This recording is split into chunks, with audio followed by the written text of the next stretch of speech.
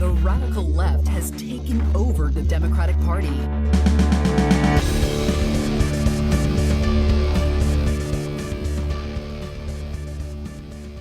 Hello and welcome to Think Progressively, covering politics and all the other chaos life has to offer. This is episode 111, recorded on Friday, January 26th from Milwaukee. I'm Joe. And I'm Jason. And on today's episode, we begin our roller coaster breakdown of campus craziness and the coddling of the American mind. But first, the headlines.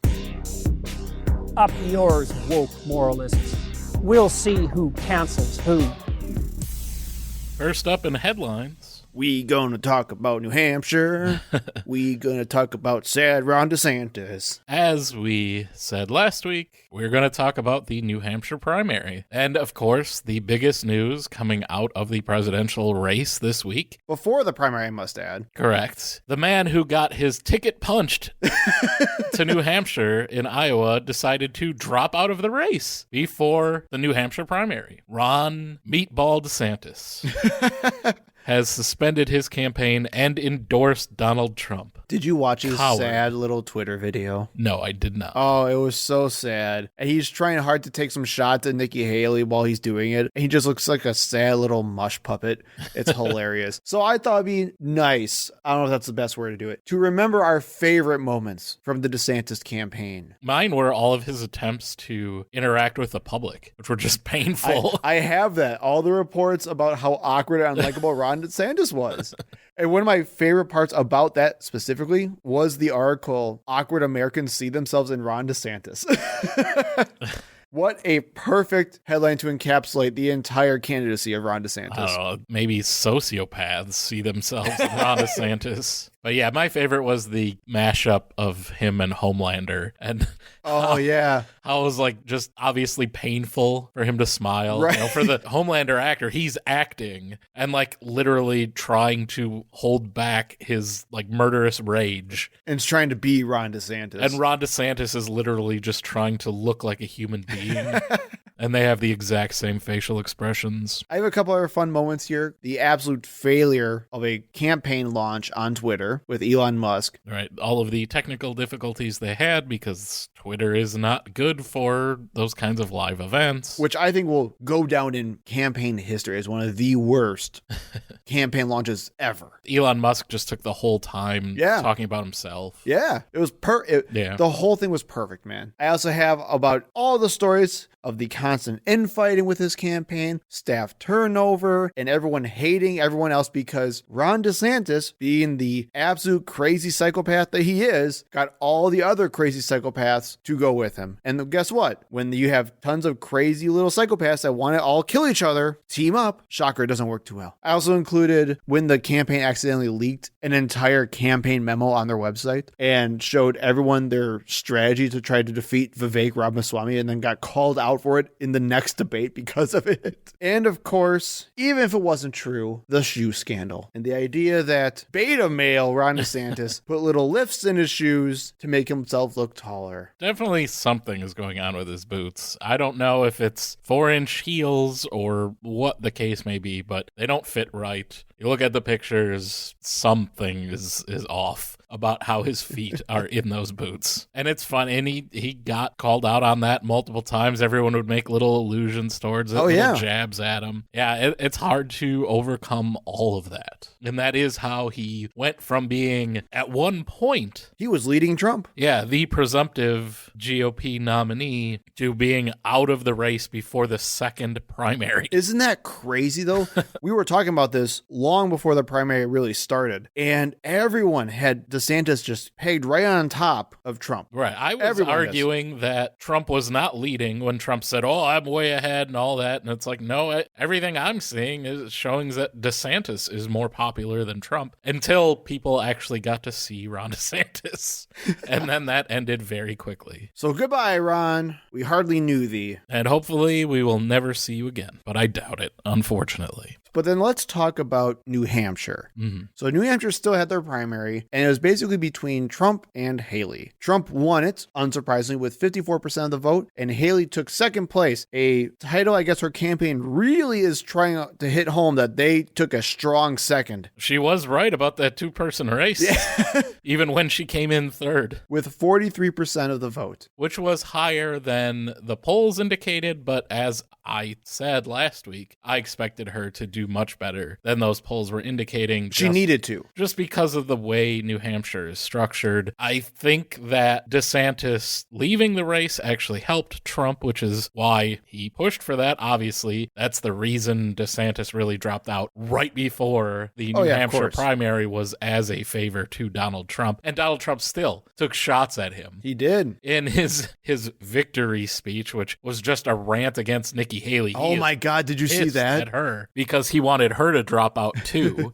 And he is just infuriated that a woman would say no to him. As we see, he doesn't take no for an answer, ask E. Jean Carroll. So he is just extremely angry at Nikki Haley, and his victory speech was just him ranting and raving for about 20 minutes. It definitely showed the Donald Trump that America needs to see again. This is the guy. This crazy, ridiculous lunatic is who half the country wants to be our president again. Yep. And I think it's interesting to see now Nikki Haley is doubling down on. I don't know if you saw it, but she's attacking Trump more. She still has now. No chance. But. Right, she has no chance, but the fact that she's even trying to stand her ground on it, I think is very interesting. I don't know who she's listening to. I don't know what donors are keeping her in this race to begin with, but I think the speculation is it's like the Koch side of the I mean, I wouldn't Republican be surprised. Party. She's the typical un-Trump Republican now, but everyone hates Nikki now. Yeah, it's the libertarian side that hates the evangelical side. Yeah. Essentially, is behind Nikki Haley. So I'm going to guess she's going to stay through South Carolina, something really catastrophic happens. Yeah, until she gets killed in her own home state. And then she basically, or... Might be right before that. I was just saying, I think it's going to be like, if she sees something that's like really bad, she'll probably do it right before South Carolina so she doesn't get embarrassed. Because that is going to be humiliating for her. Right. Like, keep pushing, Nikki. We want you in the race.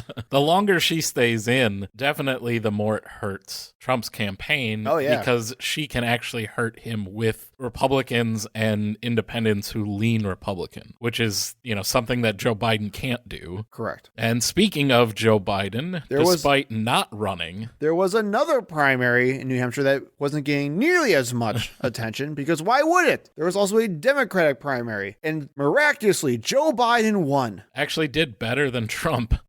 He got 58.4%. And he wasn't votes. Even on the ballot. Right, as a write-in candidate, which is pretty crazy. If you guys don't remember, the DNC actually boycotted the New Hampshire primary because they want their first state to be South Carolina. New Hampshire objected to that and decided to go first anyway, which means that no matter who would win in New Hampshire, there will be no delegates awarded. So actually, the fact that Joe Biden won this doesn't even matter because he won't have any delegates anyway. But I think the fact that he still won as a write-in candidate prevented the whole, somebody else won New Hampshire over Joe Biden. It prevented that story from being ruined, which I think was really good. But yeah, altogether, we had Joe Biden winning as a write-in candidate with 58.4%. My man from Minnesota, Dean Phillips, coming at... Even somehow more corporate than Joe Biden. Coming in at under 20% at 19.6% after spending his entire campaign funding all on New Hampshire and lost to a write-in candidate and apparently whose AI chatbot was already suspended by OpenAI. Didn't know he had one. That's how fast it went, man. Was it Philbot? Philbot. Then you had Marianne Williamson at 4.6%. All the progressives and people who don't want to vote for Joe Biden who think that somehow Marianne Williamson can contend. Here you go. Yeah. Most independents in the country. She got 4.6% of the vote. Yeah. Go get Marianne. Like, do I prefer her to Joe Biden? Yes. Does she have any chance? No. And that's the reality. And I think a lot of people need to start living in reality. And I think it is worth noting that another write-in candidate, Ceasefire Now, received 1%, or about 1,500 votes, which I think is very important. This is the time for those protest votes. Yeah. During the primary. Yeah. Show Joe Biden, show the Democratic Party that you are angry about their handling of Gaza. Yep. And if you want to make the stand, do it now. Yep. I can't agree more. During the general election, shut up and vote for Joe Biden. right.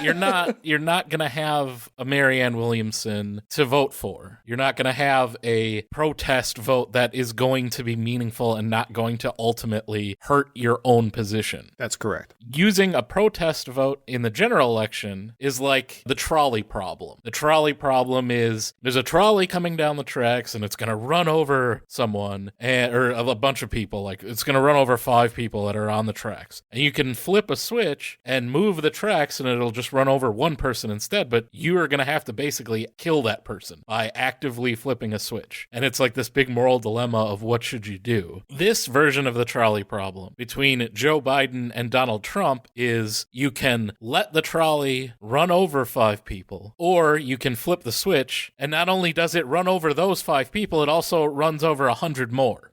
That's basically what not voting for Joe Biden in the general election will essentially do, because Donald Trump is going to be worse on Israel in every conceivable way. He is a big fan of Netanyahu. Netanyahu is a fan of Trump, and also he's going to lead to the deaths of many more people with the stance on gay rights, on trans rights, on women's rights. So you're just going to kill more people instead because you're angry and you want to demonstrate how morally superior you are because you can't vote for Genocide Joe. So those are your options. I'm sorry. I wish it wasn't that way. We'll do a whole episode about why you should vote for Joe Biden. Again, we're just going to do it every single time he has to run for election. Yeah, everybody needs to hear this, unfortunately. I wish it wasn't this way, but it is. Next up, South Carolina. And this is actually one where Joe Biden is on the ballot. So go vote for Joe Biden. Or vote for Ceasefire Now. This is your opportunity. This is your time to do it. Yeah. Now let's move to Texas, in which there might be another civil war brewing.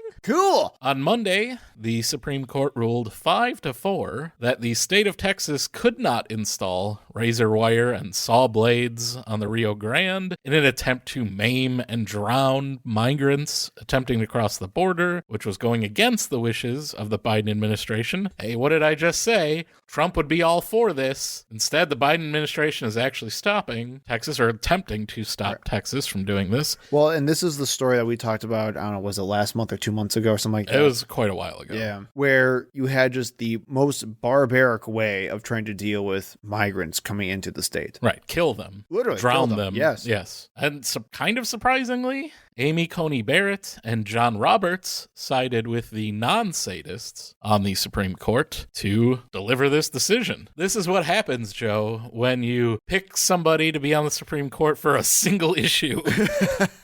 Which was abortion, and they didn't get someone who would go along with everything in Amy Coney Barrett. She is a religious fundamentalist / cult member, and she was picked specifically to get rid of Roe v. Wade. She is not the same type of conservative that a Clarence Thomas and a Samuel Alito are. I'd agree with that. And we've known for a while that John Roberts has temporary bouts of sanity as well. So this was a good ruling, but unfortunately... So everything worked out. Right. There's nothing wrong. Texas won't do anything crazy because they know that the rule of law oversees everything else. While Border Patrol has been removing this concertina razor wire, Texas Governor Greg Abbott is arguing that the immigrants are an invading army. God damn it, man. Giving him the authority to secure the federal border under the invasion clause of the Constitution. We are being invaded by a foreign army, Joe, and they're here to do menial jobs for little pay, just like every invading army does. Isn't this the same party that keeps bitching about how we're changing the definitions of words?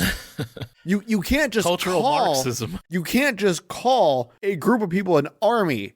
That army has a meaning, and they're not invading you as an army. ignore me because that's not what happens here. They're just migrants. They're refugees, for God's sakes. And because of this, Abbott has vowed to ignore the ruling and will continue to use the Texas National Guard to install more razor wire along the border. What a hill to die on, actually. Isn't that amazing? Yeah, we have a quote from Greg Abbott. The federal government has broken the compact between the United States and the states. What? It sounds vaguely familiar to the South Carolina Declaration of Secession. Yeah. The executive branch of the United States has a constitutional duty to enforce those laws and has even violated them. The hell does that mean, Greg?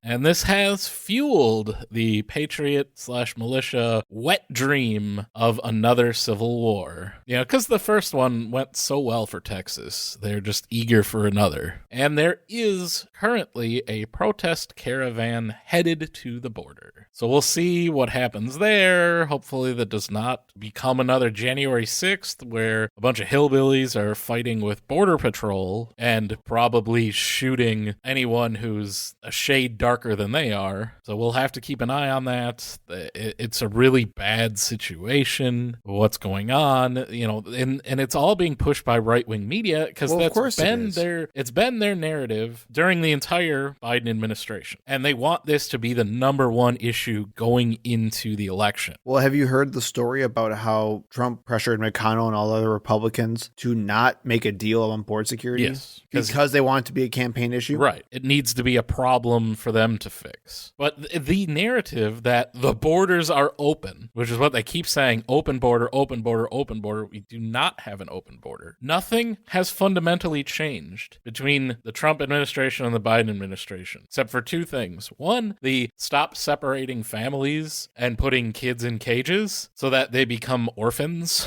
and we can't find their families anymore. That we've stopped that. The thing that has cost us millions and millions of dollars to try to find these families or relocate these kids to somewhere else, to one of their family members, or having to take care of them ourselves. That has changed, which, I mean, if you want to raise a group of people to hate America, just keep doing that. We do the same thing that Israel's doing with the Palestinians. Like that's going to go real well. Well, that's what they want, though. It's going to come back to bite us in the ass. So I'm glad that's a good thing Joe Biden has done. But that very minor thing, and also we got rid of the COVID restrictions because we're not officially in a pandemic anymore. And it's the same people that argue that we were never in a pandemic and COVID's just made up and fake that are arguing against getting rid of those pandemic restrictions on the border. Like, those are the only two things that have changed between the Trump, and it's not like it was like that for the entire Trump administration. It was only like that for the last year and a half. Anyway, it's been longer under the Biden administration than it was under Trump. Those are the only two things that have changed. And, Biden with his open border, we're just letting everybody in. No, we're not. Nothing has changed. But they want that to be the narrative because it scares people. It does. And finally, in headlines, real quickly, because I don't know that much about this story, it just happened today, but I feel like we need to at least mention it. Israel has lost the case brought by South Africa in the International Court of Justice. The court ordered provisional measures in South Africa's case, alleging that Israel is violating the Genocide Convention. And this comes from Human Rights Watch. The court adopted provisional measures or binding orders that include requiring Israel to prevent genocide against Palestinians in Gaza, enable the provision of basic services and humanitarian assistance, and prevent and punish incitement to commit genocide. The court, however, did not call for a ceasefire and does not have any way to enforce this ruling. I was just going to ask about that. The measure will automatically go to the UN Security Council, but unfortunately, the U.S. would veto it anyway. So this is just the start of a years-long legal battle and is mostly symbolic. It will increase international pressure on Israel to end the conflict, but to put it in perspective, the same court also demanded that Russia end its war with Ukraine in 2022. And you can see how well that's going. Correct. So they did not say, they said they cannot determine if genocide is being committed, but that they demanded that Israel abide by the Genocide Convention. What will happen later is the hearings and things to try to determine if genocide is occurring. It's not the criminal court. This is like a state-to-state kind of thing, according to the article I was reading, and we'll link to. It's taking place in The Hague, but it's not the same as like when we were trying, Nazi war criminals. It's not quite that level of seriousness. It is mostly like UN resolutions. We can say it, but there's no enforcement. What are you going to do? Yeah. So, I mean, this will bring more attention to it, as it has. This news story has been going around everywhere today. Well, let's put it this way. It's better to have it, even if it's going to be symbolic, to have this victory in the International Court of Justice than to have it lost in this symbolic court, right? Right. And Israel was asking for the case to be thrown out, which it was not. So I do agree, even though like nothing will probably end up happening because of this thing, the best thing that will happen is that we will actually have more and more international pressure because of this court ruling. Mm-hmm. And it's something that people can keep pointing to over and over and over again as well. Right. It's nothing for the unfortunate people in Gaza. No, it's not, unfortunately. It's something for people like us to point to and say, look, even this court has tried to step in and intervene and has made this ruling. So hopefully this is just the first step along the way, and we do get some type of ceasefire soon. One can hope. M&Ms will not be satisfied until every last cartoon character is deeply unappealing and totally androgynous. Until the moment you wouldn't want to have a drink with any one of them. That's the goal. When you're totally turned off, they've won. Boy, ain't right. So for this week on Fox in the Head, Jason, you found something. I see. It is something. I see Charlie Kirk on here. We go kind of back to the same thing that one of the things we were talking about last week, the DEI in airlines, because this, for some reason, is like a new obsession with the right. And I saw that it's going to be the final clip that we show you. I got a lot of clips here. But the final clip is going to be the one that, if you've heard of this story, you've probably seen. It's the big news story. But I found a lot more, because I don't like just going on the one kind of cut down edited clip. So I unfortunately watched this whole segment. Oh no, Jason, what did you do? And by the way, they have... This is what happens when I take control of the main segment. And this is on Rumble. Oh, no. Where Charlie Kirk does this podcast. Yeah. And they have like a 10-minute segment, like this segment, the DEI in the cockpit segment is up there. It's 10 minutes long, but conveniently leaves out that part that everyone is linking to. So I actually had to find the full multiple hour-long podcast that they did and watch the whole thing. No, you didn't. Well, I didn't watch the entire thing, but I went to this segment so that I could watch. Got it. Okay. The whole segment. You scared me a little bit, man. We have to go through some kind of therapy session. So, all right, I haven't heard a single thing about this, so I'm excited. Let's do this. So this comes from the Thought Crime podcast, hosted by Charlie Kirk and Jack Posobiec. God, I hate these people. Yes, they're both horrible people. Where both they and a couple of producers, and it's like a panel show, are commenting on, for some reason, a 2021 interview the CEO of United Airlines gave to Axios. So we're going to first listen to that clip. And again, I went to the original and I got a little bit more than what they listened to. They listened to an edited version. Okay, let's listen to of this, but here you go. Scott, what is the United Aviate Academy?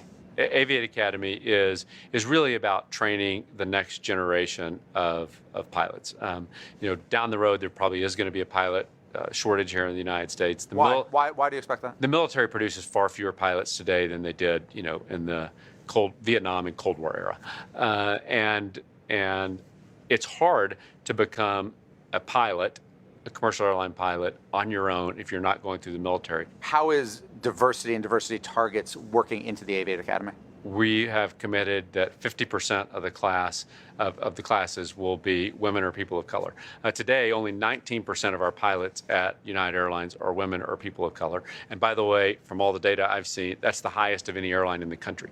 So he made a goal of 50% in the academy. And he's well below that goal. Well, so he's saying 50% of the new classes in Aviate Academy, which is designed to train people how to fly planes. So taking people that have not flown planes previously, that have some interest in it, or maybe have some background in it, and training them how to fly planes. And he says the military is not generating as many pilots as they used to. Yep. And it's difficult how do you start becoming a pilot? Most people do not have those resources. Yeah. Okay. Currently, they have 19%, we'll just say minority, women and people of color as pilots, and they want 50% of their new classes in the Aviate Academy to be women or people of color. Yep. I looked up the census data from 2023. Women and people of color, basically non-white males, make up 63% of the U.S. population. So 63% of the U.S. population, only 19% of the current, in 2021, United pilot workforce. Sure. Okay. So definitely vastly underrepresented. Yeah. Seems like a very reasonable thing to try to do. Right. So that's why they're trying to correct an underrepresentation. Yeah. So let's see how this goes off the rails. Right. So let's get the first clip and see how they start talking about this. 19% of United's pilot corps is minority or women. Now, no coincidence, 19% of their flights are never on time. Correlation without causation. They have to get ready. Yeah, it's a get ready. I was gonna riff on that. I can't. So here's what's crazy. Going from 19% to 50-50. Blake's still laughing at himself. Going from 19% to 50-50 in 1 year. That he said our class in 2023 in 1 year is actually impossible. And I think, Blake, you made this point. Are there even enough women or minority potential pilots out there that want to be a pilot? Where are they going to find these people? It's the funny thing, because where's the supply going to come from? There's a diversity push in literally every industry in America. So they're like, okay, we need to have more, women and people of color physicists and pilots and finance gurus and film directors. Don't forget surgeons. But we can't also it's okay that they're more common than the population in professional sports or hip hop or any of these industries, and we don't want that to go away. And you need only a very basic brain here to do the math in your head and say this doesn't work out. So shut up. For hip hop and sports? Yeah, that's the real problem, is that there's a problem with white representation in sports and hip hop. Not, the people that own the sports teams or the people that own the record companies. That's very, very well represented by white men. But we need more white people in sports and hip hop. It's basic brain stuff. Also, what was that joke in the beginning? 19% are always late now. Because women, they take a long time to get ready to go out, don't you know? Like, all of these people's humor and their jokes are bad 90s comedian bits. Oh, God. Like we saw the other day, women be shopping. This is again, the Dunning-Kruger effect in pure action right now. Well, and also, it's basic brain stuff. And the math doesn't add up. He's saying, and this was, again, in 2021, but they seem to think it was from 2023 because they don't care about where they're getting any of this from and what's behind it. So it's already happened, right? This was 2 years ago. Right. But having a class where you're training new pilots and you want 50% of that class to be women and people of color does not mean that you then immediately, as soon as that class graduates, have 50% of your entire pilot force be 50% women and people of color. That's not how it works. Like, that's just stupidity. It's basic brain stuff. Somebody needs some basic brain stuff. It's some basic brain stuff, man. Just completely misunderstand what you're talking about to begin with, and then make dumb sexist jokes on top of it. Oh, we're the real qualified people. Well, and let's put it this way, man. If we can say there's no such thing as racism because Barack Obama became president, we can say there's no such thing as racism in hip hop because Eminem's in there. Right. He's considered by a lot of people to be the best rapper of all time. So we got him. Right. It doesn't matter anymore. So let's... Also, hold on, one more thing about the hip hop thing. I also love the fact that they're going to start talking about how there needs to be more white representation in hip hop, when these are the exact people who trash rap and hip hop all day long. And again, who owns the record companies? Who's really making the money? God, so stupid. Oh, God, there's more clips. All right. Yes, let's go to the next one.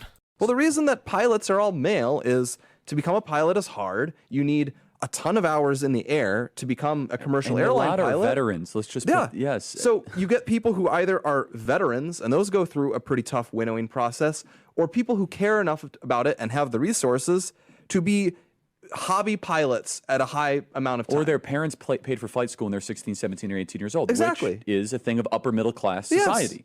And so, man, you have to be careful saying that, because soon we'll get Congress just allocating $50 billion to the Women in Flight program to pay for underprivileged people to just get flight hours, and then they'll just be crashing small planes all over the place. But what the? Got my brain. It's like my brain's not basic enough.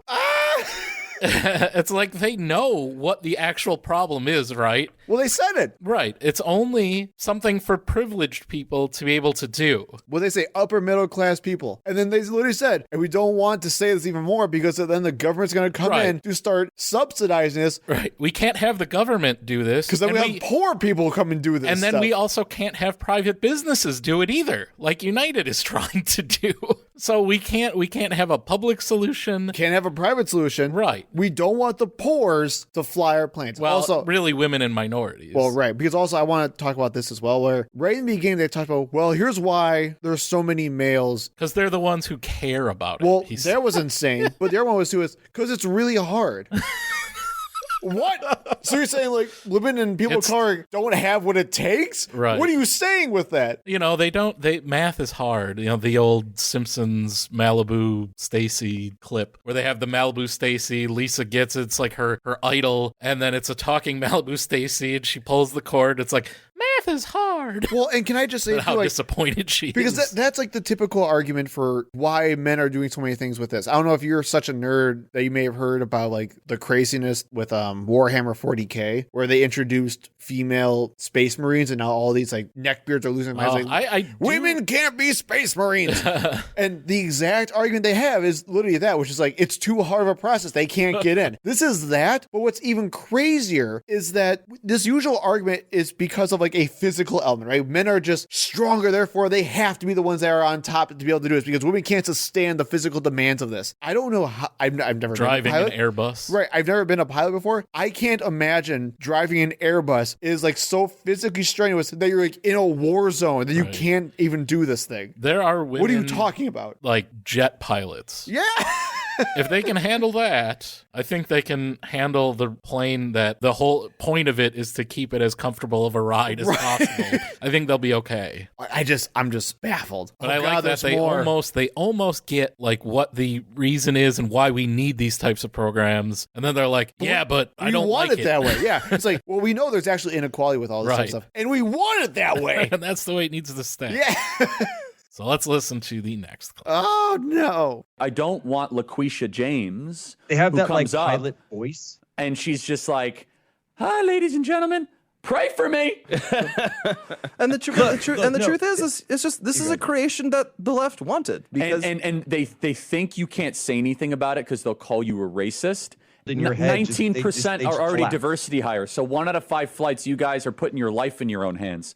Andrew, but there's really just quick. not an acknowledgement of certain constraining limitations here. And I think that's what's so troubling is in that clip, he doesn't acknowledge that there is structural and cultural reasons for this disparity. And so you're sitting here as a potential victim in the back of the plane going oh my gosh, he's just going to force this through. And he doesn't seem to care about the fact that if some people can't fly so good. Well, if LaQuisha gets in the cockpit, what are we going to do? We're all going to die. 19% are already diversity hires. So every single woman or person of color who is a pilot has only gotten there because of their sex or the color of their skin. But this is the exact same thing. None of them are qualified. This is the exact same thing we talked about last week with Tim Pool, where they were saying, so are you telling me right now that literally people of color and women are not physically capable capable or mentally capable of doing this program, because they're not just putting them in there and say, good luck, we'll see what you do, and then who knows, maybe you'll survive this entire flight for your first time. No, it's for the program, man. They're trained. What are you talking about? He even says it at the end. They won't acknowledge that some people just can't fly good. Yes, and they're putting your life in the line. If you're not a straight white male, you're just not a good pilot. This is insane. This whole thing is insane. You're taking me on a roller coaster. I'm not liking this. So I know how much of a fan of Jack Posobiec that you are. Oh, God. And we've barely heard him so far, and you will barely hear him. He spends most of his time just on crazy rants. He talks about Fonnie Willis and how all black people look alike to him. Oh, cool. And Michael Crichton books and a bunch of not true statistics about air crashes in Russia. It's just none of it was useful at all to their conversation or for ours. But I got just a couple seconds of him just in case you missed his voice. People are going to die. We are going to have planes raining down on the United States before this is done. I like the reaction from the rest. Everyone's just like, okay. Raining down. Planes will be raining down because of this. It looks like the apocalypse up there. What is going on? And here you go, finally. The clip that you may have heard before. I'll give you a little bit more in front of it. How is not all of this viral? Why is it just one of these clips? These all are insane. Yes. And that's what I mean. When I listened to this, I was like, no, we have to do longer. We can't just do a little bit. So here you go. Finally, you'll get to the one that's been going around. All right. Because it's something that you feel very viscerally. It's primal. You walk on your streets and you're like, man, 10 years ago, my street used to have my neighbors on it, and now it doesn't. And there's all these people that don't speak my language. Yes. And it's very disorienting. And people will vote that way. We're seeing this upend the Western world, right? And that's why I think this United story and the DEI story hits so hard, because we've all been in the back of a plane when the turbulence hits, or when you're flying through a storm and you're like, I'm so glad I saw the guy with the right stuff and the square jaw get into the cockpit before we took off. And I feel better now thinking about that. No, I mean, like, you want to go thought crime? Like, I'm sorry, if I see a black pilot, I'm going to be like, boy, I hope he's qualified. Well, that's the you wouldn't have done that. You wouldn't have done that before. That's not an immediate. No, you wouldn't have done that before. That's not who I am. That's not what I believe. It is the reality the left has created. I want to be as blunt as possible, because now I'm connecting two dots. Wait a second. The CEO just said that he's forcing that a white qualified guy is not going to get the job. So I see this guy. He might be a nice person. I say, boy, I hope he's not a Harvard-style affirmative action student that has points for, and he landed half of his flight simulator trials. That's the thing. It's such a good point. And by the way, so fair. Dude, it's such a good point. It's such so a good fair. Point. It's so fair of you to say that clearly every single woman and person of color is not as qualified as a white person. You just said to it out do loud. Any job. Yeah, you don't have to even speculate anymore. Whoa, my goodness. And even pointed out what we were just talking about when it comes to immigration and why right-wing media is hammering that so much, why Donald Trump wants that to be a big issue, why that will be the number one talking point leading to the election when it comes to the border and immigration, is because it scares racist white people. Yeah. And they will vote on that. That is literally what he said, and he's correct. And that's why they keep pushing that narrative. And apparently, you know what else scares racist white people? Black pilots? Black pilots. That was really a productive segment, wasn't it? It's hard to get any word in with this clown. Just to give everyone a heads up as we move into the main topic, you might hear some noise in the background. Unfortunately, in the middle of us recording this episode, my sump pump started to run. We do record in my basement. I live in the upper Midwest. What, do you think we have a studio for this thing?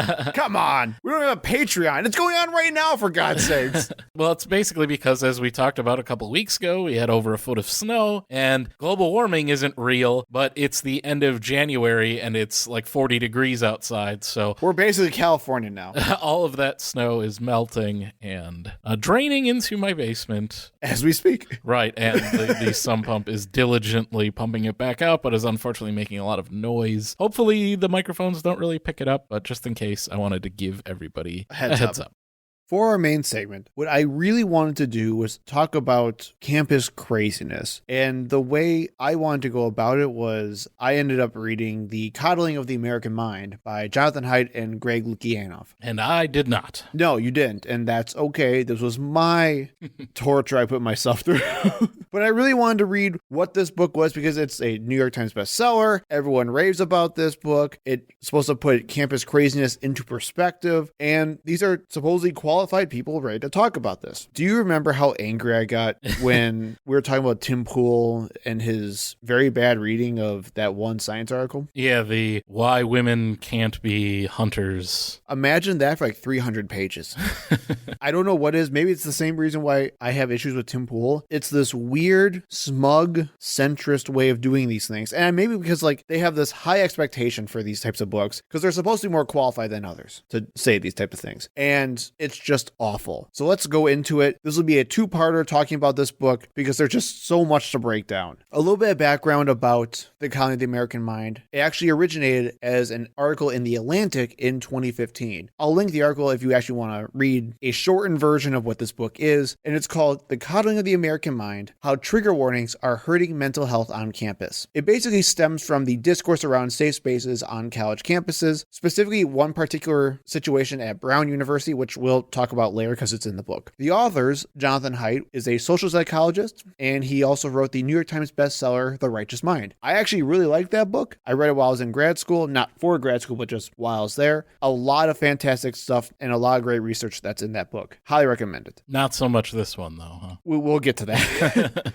But I think that's like my big disappointment, a lot where my anger and frustration come from with this book is a big theme throughout me talking about this will be Jonathan Haidt is a social psychologist and an expert in his field. He should know better with a lot of this stuff. And he either actively lies or I now question almost everything he's ever done. Mm-hmm. The idea that there was so much controversy over Jonathan Haidt, if you remember that back in 2016 to 2020, it was like, oh, he's saying all this weird centrist bull crap. We don't like him anymore. And I'm like, okay, fine, like whatever. He's a centrist. It doesn't matter. I now fully understand where these people are coming from. I have the same issue with Michael Shermer and like Skeptic Magazine. Yeah, basically. And the book that he wrote and everything. Where someone you like, no, you should know better than this. Mm-hmm. The other author is Greg Lukianoff, who is a constitutional attorney and the president and CEO of the Foundation for Individual Rights and Expression, or FIRE. And they're basically just a free speech group that is built to monitor free speech events on college campuses and to create this moral panic, basically. Well, let's get into the book itself. So it sounds like he's definitely driving this narrative. Oh, absolutely, 100%. But I also don't want to let Jonathan Haidt off the hook here. So basically with this book, after an onslaught of campus crazy stories in 2015, their Atlantic article got a ton of attention and they received a book deal for this. You know, the typical story of lifting up the voices of the common man, where just they bootstrap their way to a nice book deal. Mm-hmm. According to Haidt and Lukianoff, the whole point of this book is that the two have been observing some ideas spreading through universities they thought were harmful to students and were worth warning the public about. And that's the entire thesis of this book. There are dangerous ideas that are happening that are making college kids soft, and it's harming our society. Mm-hmm. Do you hear that the kids are putting litter boxes in schools now? Luckily, we don't go that crazy. Thank goodness. So the book starts with this extremely long story about Haidt and Lukianoff. They talk about how the two of them are traveling to Greece for research for this book, and they meet with this ancient monk called Misoponos, who apparently has a Long Island accent, whom they ask, what are the great truths of life? The stereotypical Greek monk. Right. It's a complete nonsense story that goes on for way too long. And I'm not going to bore you with this because we have way too much to cover. But basically, it's an analogy to introduce what they call the three great untruths. I also just wanted to mention that the story existed because I think it's a perfect example of what this book is. These authors are just telling you a story that sounds true, but is completely crazy. And probably half made up. And in the end, they tell you that what you were were just told was not true at all, and you tried to learn about some kind of meaning from the whole thing. That's what this book was. It's insane, and it's an incredible. It was all a dream. Kind of. I'm not kidding. So, but the entire premise are based around these 3 great untruths. What qualifies as a great untruth, you might ask? I'm sure you're not, but I'm going that way anyway. Here's their criteria for what qualifies as a great untruth. Number 1, it contradicts ancient wisdom. Yeah, all that good ancient wisdom. We're off to a good start. Yeah. It contradicts modern psychological research on well-being. So those are 2 completely different things. Ancient wisdom and modern psychological research. And number 3, it harms the individuals and communities who embrace it. Sure. All right. So what are these 3 great untruths? We have, number 1, the untruth of fragility. What doesn't kill you makes you weaker. Which is demonstrably true. Number 2, the untruth of emotional reasoning. Always trust your feelings. And number 3, the untruth of us versus them. Life is a battle between good people and evil people. And that's why all these people on college campuses are evil. And we're good. Oh, man, you don't know half of it. You just get ready, man. I like that it's an untruth that what doesn't kill you makes you weaker. Well, so... Then just stand out in the middle of the street then. Well, so here's the thing, right? These are the 3 lessons they think are being taught and pushed by college campuses. So I have to ask you before we do anything, Jason, how often have you heard people just pushing, you know what? No matter what you do, always trust your feelings, no matter what, even if logic tells you otherwise. If you I learned this in feel grad like school. you can fly, you can probably fly. Yeah.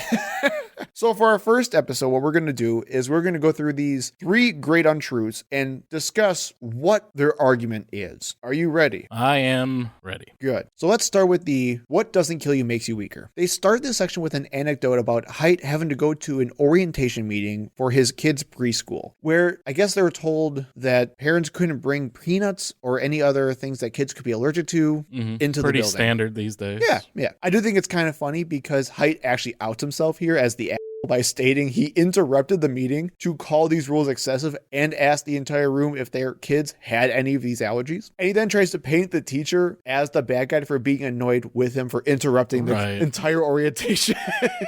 We're already here. All of this is a moot point now. Right. But please, you have the floor, guy who thinks he's smarter and better than everyone else. Absolutely. They then go into this whole thing about peanut allergies, which I was not expecting. And they talk about how peanut allergies have risen over the past few decades because over time, children have become less into contact with peanuts themselves. And there's some merit behind this is actually still debated among the scientific community, but there's actually some theories that do go along with the idea that since we are becoming more hygienic, there are just less exposure to things. Right, which doesn't have anything to do with exposure to peanuts, though, by the way. But like just bringing a peanut butter sandwich and like, here, eat this, they're going to die. So it's not even nearly the same thing.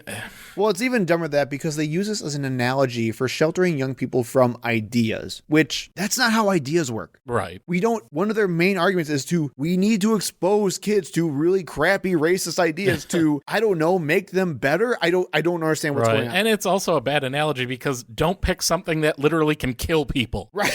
I don't think that helps your case any. Well, we also have like different types of preventative measures that have been shown to be more effective in this exact same analogy, right? Like, for example, seatbelts work after they're mandated. We know that was a thing. Right. It's so frustrating. And again, that's just the start of this whole freaking section, man. So Haidt and Lukianoff then use this to talk about the ways we as a society are sheltering young people from, like I said, the bad and supposedly beneficial ideas. They talk a lot about concept creep and how we shifted away from, quote, objective standards of harm to, quote, subjective standards. Some of the words they actually have the biggest issues with are like safety and trauma. And I have an excerpt here that I want you to read. As an example, in 2014, Oberlin College posted guidelines for faculty, urging them to use trigger warnings to show students that you care about their safety. The rest of the memo makes it clear that what the college was really telling its faculty was, show students that you care about their feelings. You can see the conflation of safety and feelings in another part of the memo, which urged faculty to use students' preferred gender pronoun, for example, she or they, for students who do not want to be referred to as he or she. Not because this was respectful racial or appropriately sensitive, but because a professor who uses an incorrect pronoun prevents or impairs their safety in a classroom. I like how they know what the real meaning behind this is. Oh, it gets dumber than that, my friend.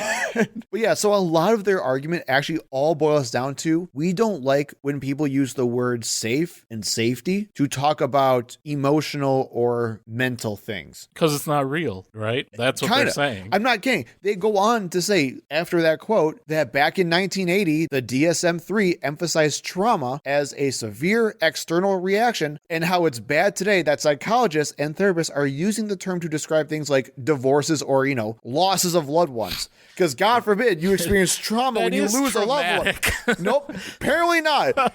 We gotta stop being pussies and realize losing loved ones are just part of life. And if you think I'm being hyperbolic, I'm not. That's exactly what they say in the book. This is a social psychologist who is trained on this exact type of mental theory, and he has no clue what he's talking about. It gets worse, Jason. And I have another excerpt for you that you have to read. As with trauma, a key change for most of the concepts was the shift to a subjective standard. It was not for anyone else to decide what counted as trauma, bullying, or abuse. If it felt like that to you, trust your feelings. If a person reported that an event was traumatic, or bullying, or abusive, his or her subjective assessment was increasingly taken as sufficient evidence. And if a rapidly growing number of students have been diagnosed with a mental disorder, then there is a rapidly growing need for the campus community to protect them. Let them tell you what's really traumatic. Can you imagine? Or abusive. Yeah, it's like, hey, are you actually getting bullied or abused right now? I don't think you are. Were you really raped? Yeah. Were you really, or were you asking for it? This is insane. And this is what the crux of the argument is they're just upset that we're using words like trauma to describe things like bullying or abuse. And I don't even know what the problem is, but they wrote an entire book about this. I mean, and abuse is physical, right? So what is their problem with that?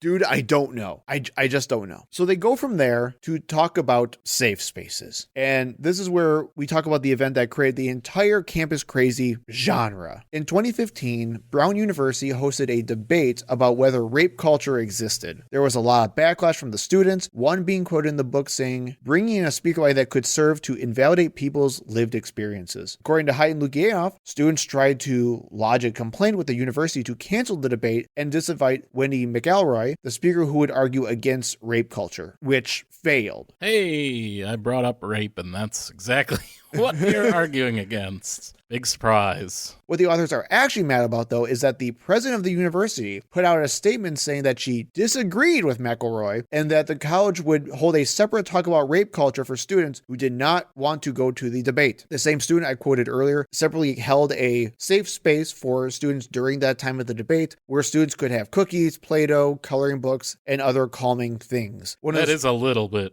strange. And we'll talk about that in a second, too. To be fair. One of the students who attended that safe space was interviewed and said, quote, I was feeling bombarded by a lot of viewpoints that really go against my dearly and closely held beliefs. And you actually just talked about that right now. It's worth mentioning that this quote and the idea that this student did something for a safe space was taken like fire with right-wing media. But I think it goes to show that this is what the campus crazy narrative is, right? A few students were upset about a speaker and they tried to disinvite her and they failed. The president made a statement and held a separate event, and a few students also got together to do their own thing. Nothing actually happened, but it's being used to create a moral panic around what campus is and what college students are doing nowadays. We're also just brushing by the fact that many students actually do care about what ideas are university platforms based on intellectual grounds, and they never cover any of that in this book. It's always like, if I have an issue with a speaker on my campus, therefore I must be offended and emotional and irrational. There is an idea, right, of you pay tuition to go to this college. These speakers are generally paid. There is some kind of event coordinator group. They have a budget. They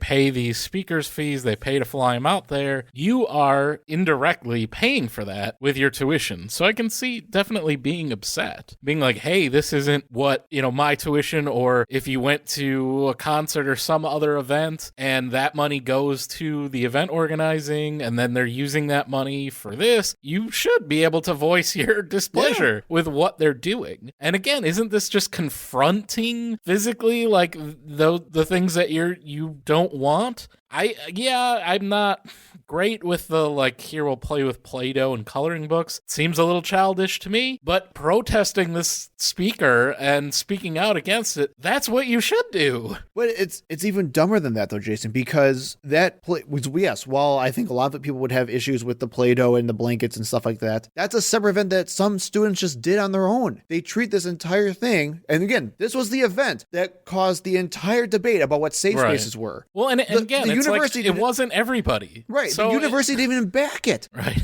They tried to cancel the speaker, and the university said, no, you're going to have the debate anyway because of free speech. When you see videos of students shouting down one of these speakers or loudly protesting, these same people say, well, like, see, what's all this going on in college campuses? Where's the free speech? But you can't have it both ways. Either them going off in a different area and just holding their own event, if that's bad, and you shouldn't insulate yourself, you shouldn't be in a bubble, you shouldn't be in a safe space, but then also you shouldn't confront those bad ideas and rebel against them and voice your opinion. You can't have it both ways. And that's what this book tries to do. I also just want to point out that one of my biggest issues with this book is that Hayden Lukianoff will rely on examples like this and pontificate over and over again about a greater issue with college students like we were just talking about. However, they never stop to mention that this is how everyone acts. Again, Hayden's a social psychologist who wrote a book about how irrational we are as people. He knows all of this. You honestly think that college students are something unique in this case? No. You think a bunch of religious baby boomers are ready to be exposed to debate their closely held beliefs? I don't think so. How many times have you heard, oh, we don't talk about religion or politics here? Whether that's work, home, family functions, whatever, you hear that all the time. People don't like conflict. And to me, that's such a disingenuous premise for this book because we're trying to signal out the youths. But in reality, this is just a general thing that we all do. And I'm going to keep saying it. Haidt should know this. And I think the fact that he's doing this entire project knowing that is one of the most disingenuous things I've ever seen. Mm-hmm. And the same people pushing that narrative are the ones that are trying to silence and punish kids in college campuses right now for protesting Israel and Gaza. Yeah, exactly. That's a good modern example of this. It doesn't matter what free speech actually means because they already know it's free speech for me, but not for you. I free want to talk about speech that I deem important. Yeah, exactly. So let's move on to the second section, the untruth of emotional reasoning. Always trust your feelings. This section starts with another big theme throughout this book, which is cognitive behavioral therapy. Long story short, cognitive behavioral therapy, or CBT for short, helps people deal with trauma by slowly exposing them to those triggers in a controlled setting. Exposure therapy, it's been called. Basically, right? Apparently, Greg Lukianoff actually went through this earlier in his life, and this book is basically his pitch for why everyone should be right. using it. Like anything, it works for some people in some situations and can actually be really harmful for other people. And it's really weird because, like, again, I hate to know this, but it's so bizarre where they treat CBT as like the end-all be-all tool for everybody, and it's kind of the whole I'm going to hit everything with a hammer type of mentality. It's really weird. Oh, you're claustrophobic? Let's keep putting you in tight spaces and see what happens. Right. But they contrast CBT with microaggressions, and they spend a lot of time attacking microaggressions because of course they do, right? That was a big boogeyman 15 years ago. Right. Their entire issue is weirdly enough with the word aggression. Again, it's another semantic argument where they say by calling it an aggression, they argue we're teaching individuals to see the worst in other people. It's another nonsense semantic argument that actually doesn't mean anything, but they're trying to make a point in something here. But they also list microaggressions that other scholars have talked about. And I just want to talk through these with you. Are you ready, Jason? I am. A white person asking an Asian American to teach her words in the Asian American's native language. English? I could see how that'd be a microaggression. A white person saying that America is a melting pot. I can certainly see that when you're basically telling other people that they need to assimilate. Yeah. And the other one they give is a white person saying, I believe the most qualified person should get the job. As we just spent a lot of time talking about. And a quote from the book, these all hinge on the fact that listeners could choose to interpret the statement or question in a way that makes them feel insulted or marginalized. Especially if that's the way it's intended. Right. Much like Charlie Kirk saying, I believe the most qualified person should get the job, literally meaning, and him explicitly saying, that means only white men should get the job. Well, and a large part of this section, and basically a large part of this entire book, is Height and Lukianoff just pretending that context doesn't matter and that all speech and language just lives in a vacuum. Right, you can't tell intention at all. Right. They even point out the saying, I believe the most qualified person should get the job. It's like, how could you find that even offensive? That's not an offensive thing to say. Because context matters, Greg and John. Right. And I just have to bring up this example because it's too perfect. And I have an excerpt here that I want you to read. Sure. Excerpt about Daryl Wing Sue, who coined the term microaggression. Sue gives the example of a therapist asking a client, do you really think your problem stems from racism?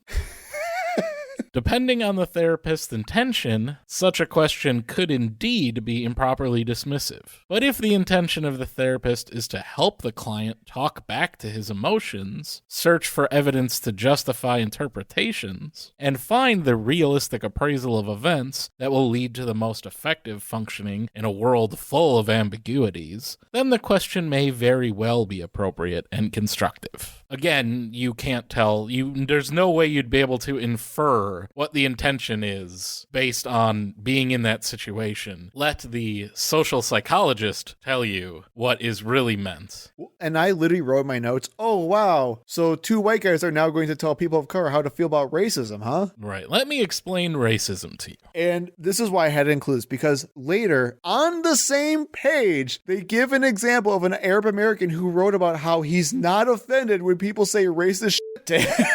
They literally found a token person of color to tell other people of color how to actually feel about racism. They did the racism in the book. It's like when you had the Washington, the Commanders now, when they were the racist slur football team name, they would find Native Americans who said they liked the name or they didn't mind the name. Like, see, we found 3 people who agree with us. It's perfectly fine. And the irony is that this is exactly what Daryl Wing Sue is talking about. You have people who are using things to dismiss the perspectives of people of color by trying to tell them, oh no, what you're actually feeling is some weird irrational, subjective thing that we're not going to take seriously. We know what's actually best for you. Okay. So Hein and Luke Gamoff then go on to argue about how trusting your feelings is a dangerous idea that has led to numerous disinvitations on college campuses. And this is actually when they start trying to use data to back up their points. And I'm going to let you see how it goes for them. So Jason. See with your ears. See with your ears. But Jason, I want you to paint a visual audio picture, painting, portrait thing of this chart in front of you. Well, hopefully I can do that better than I can actually paint in real life. So it says disinvitation attempts by year and source of criticism, and they have 2 different lines, a dotted line and a solid line. The solid line says from the left, and the dotted line says from the right. So I'm assuming this is how many times someone was attempted to be disinvited, which I don't even know where you get that data from and what you determine is and is not, by year, and one from the right, like politically, one from the left politically. And it's basically just goes up and down, up and down, up and down each year from 2000, and the right and the left are pretty much equal until we get to 2009, and then the from the left kind of stays steady at 14 or 13 disinvitation attempts by year, which seems like very little. And again, I'm not sure how you're collecting this data. Whereas the from the right is bouncing up and down between 5 and 10. And then basically the average, if you had an average curve here, that it would be going up for the from the left. Especially we get around 2012, it's up to 20.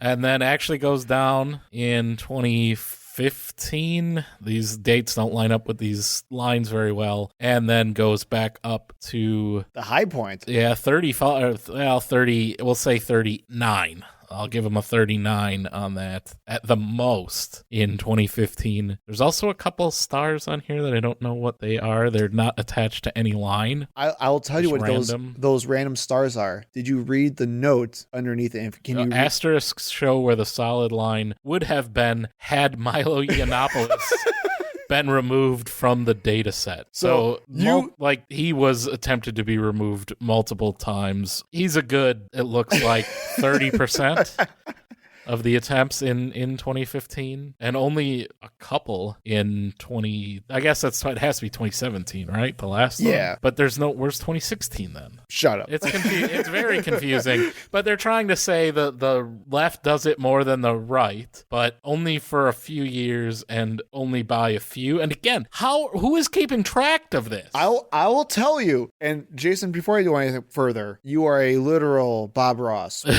with your voice, and you have painted everyone a beautiful picture of what this chart was. I'm sorry. But you hit the nail perfectly on the head. So while the chart looks like the left is out of control with cancel culture, their high point is still less than 40 a year. And the y-axis is not like, 40 equals like 40,000 or 40 or 4,000, something like that a year. Nope, it's less than 40 a year. And you also nailed it, which basically says it gets reduced to about 25 when they have to control for Milo Yiannopoulos.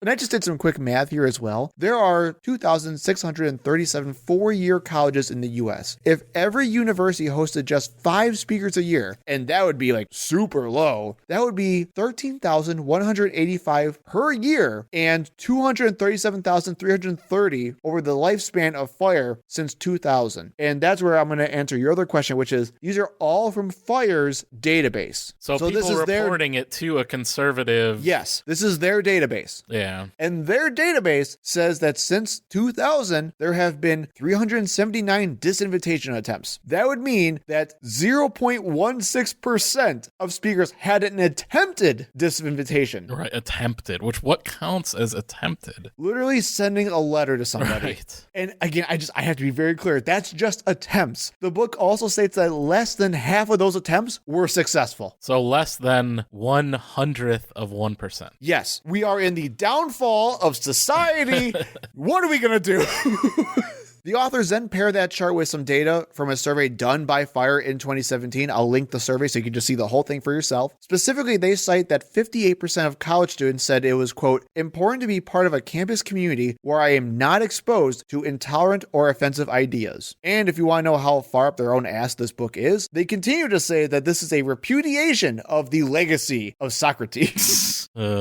However, that same study, because was that the Greek monk they were talking about earlier? No, that was Misopronos. Oh, sorry. However, that same study, which they don't talk about this, I had to go into the study myself to find it, also found that 93% of students agreed that their school should invite a wide variety of guest speakers to campus. 92% of students agreed that it was important to be part of a campus community where they are exposed to the ideas and opinions of other students. Just probably not Nazis, right? So what are we even talking about anymore? This is their study, and they're dishonestly cherry-picking it to fit their own narrative. Right. Well, I mean, again, it's who were those people that were disinvited? Milo Yiannopoulos, Nazi. Like, what are we talking about? This guy is openly racist, openly sexist. Yeah, of course. But who were the other ones? Was it Richard Spencer? Oh, I'll tell you. What a great segue, Jason. Because we're going to wrap up this section with one of my favorite anecdotes from the book. Should a student saying, I'm offended, be sufficient reason to cancel a lecture? What if it's many students? What if members of the faculty are offended too? Haidt and Lukianoff then go on to talk about how education should make us uncomfortable and should push us beyond our boundaries and the whole blah, blah, blah, blah, blah, right? You've heard this a million times. But then they also give this quote, which says, unfortunately, the president of Williams College had a different philosophy and personally intervened to cancel a later invitation made to another controversial speaker. They don't tell us what happened or who was canceled. They just throw that in there with a citation. That's it. Well, guess what, Jason? I checked that citation. And after checking that citation, that person turned out to be John Derbyshire, who I've never heard of before. No. Who is a conservative political commentator who was fired in 2012 from the National Review for being way too racist. And I'm not kidding, man. This is their example. The guy is a literal white supremacist. I'm not even being hyperbolic. Derbyshire suggested that white and Asian parents should talk to their children about the threats posed to their safety by black people. He also recommended that parents tell their children not to live in predominantly black communities. He also once wrote, if planning a trip to the beach or amusement park at some date, find out whether it's likely to be swamped with blacks on that date. The guy also wanted to restrict immigration to, quote, maintain ethnic balance. Sounds like Charlie Kirk. Derbyshire once argued that America would be better off if women did not have the right to vote. This is their example they brought up in their book. And they said the university should have let this man speak. Well, okay, to be fair, a lot of these ideas are pretty much mainstream Republican ideas these days. Not in 2012. I am baffled that they threw this guy in here. I cannot believe it. And the fact that they did it with a little citation, assuming that their readers would not look into their own citations and references, again, just lights a fire with me that you cannot imagine, Jason. I once respected Jonathan Haidt. And I'm so angry. And we're going to go to our last section, which is the untruth of us versus them. Life is a battle between good people and evil people. There's actually not much to this section compared to the others. This section mostly focuses on the idea that students are being trained to see the worst in people, like we talked about before. They talk a little bit about identity politics as well, which is fine for the most part, except when they try to categorize the two kinds of identity politics. And they are common humanity identity politics, where you appeal to a shared morality and identity, which were practiced by Martin Luther King Jr. And I guarantee you it's what they think Martin Luther King Jr. was, the whitewashed version. Oh, how boy are you correct. And common enemy identity politics, where you identify a common enemy to motivate your group, which was practiced by Adolf Hitler. So they're using the same, like, oh. If you don't agree with me, you're Hitler. I can't make this up, man. You really shouldn't make everything good versus evil. That's why we have here the two examples that we're going to use. You're either Martin Luther King Jr. or you're Hitler. Oh, God. It's so stupid. It's so dumb. Haidt and Lukianoff continues saying that discussions about privilege and oppression actually do more harm than good because they believe it divides people into groups as oppressors and the oppressed. And I included another little chart, which you do not have to paint a visual picture of, but basically, it's one chart that they found from one professor's lecture slides or something like that. It's a horizontal line and a bunch of, like, I guess, intersecting lines all throughout it. This is intersectionality. Yeah, that's what it is. And on top it says privilege, on the bottom it says oppression, and on the same line you have like white and then non-white, heterosexual, gay and lesbian, male and then female and things like that. Able-bodied, disabled. Yeah. This is like the standard when we talk about intersectionality and how different levels of privilege and oppression, which is exactly what this chart shows, and how multiple things can be true at the same time for each individual person. You don't always just fit in one section like, well, everyone who's white has the same amount of privilege. Not necessarily. You might be poor versus rich. You might be man versus woman, and those things come together. That's all this is. Yeah. But have you ever considered, Jason, how it actually doesn't help people of color to be taught this? Have you ever considered that? I know your cultural Marxist mind may not let you understand such a concept, but if you didn't know, actually teaching black people that they're oppressed doesn't actually help them. Yep. That's their argument. Literally, they ask questions like, how will this help people of color if they were taught this? They don't talk about, is this true? They don't talk about what the actual academic reasoning is behind this. They just be like, oh. This chart doesn't actually solve oppression and inequality. So therefore, we shouldn't teach it. I mean, man, I don't know. Like, this is just our history and reality. We're not supposed to pretend reality doesn't exist. It's only because it makes us feel bad. The thing is, it's only knowing this. Do you know that there's something to fix? If you don't acknowledge that these things, privilege and oppression, exist, there are dynamics in our society, then there's nothing to fix. So unless you teach this, you're not going to fix anything. Right, which is the literal basis of like the biggest political divide right now in our country. Right. The entirety majority of the debate around prejudice, racial injustice, systemic racism, patriarchy, all that other stuff comes from understanding these dynamics in our society. And you're telling me that we shouldn't be teaching this. Just ignore it. Because how will it not help some black person fly a plane? They just don't want it enough. Oh, God. So that's the first section of this book. We're going to leave it there. And man, Jason, if you thought it was weird now, wait until the second section. Thank you for listening. We hope to see you in the next episode. You can find us on Facebook and Twitter at ThinkProPod. You can email us at thinkpropod@gmail.com. And remember, when in doubt, think progressively.